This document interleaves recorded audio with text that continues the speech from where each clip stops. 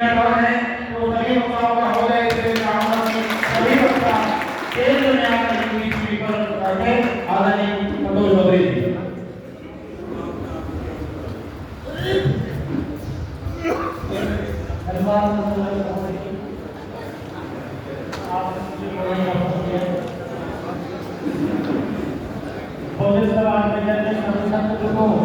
क्या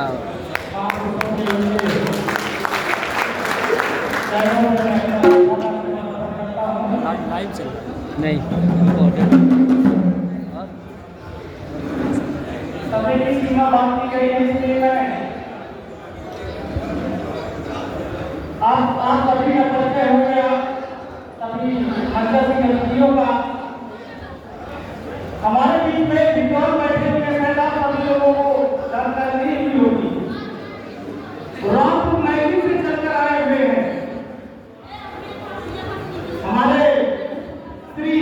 केपी आजाद जी मैं उनका भी तहे दिल से धन्यवाद करता हूँ आपके समय से हमारे स्वागत करा है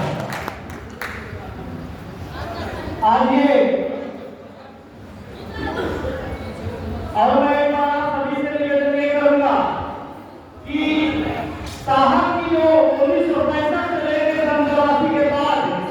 आज तक जो लोग जिनके कंधों में जिम्मेदारी थी जो 70-80 साल के लोग बैठे उनका भी एक बार जोरदार अपने आप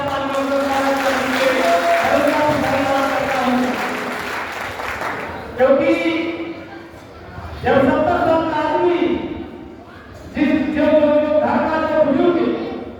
जब सही रास्ता बताता है तो उसी घर का लड़का कामयाब होता है यूजीसी बिल के समर्थन में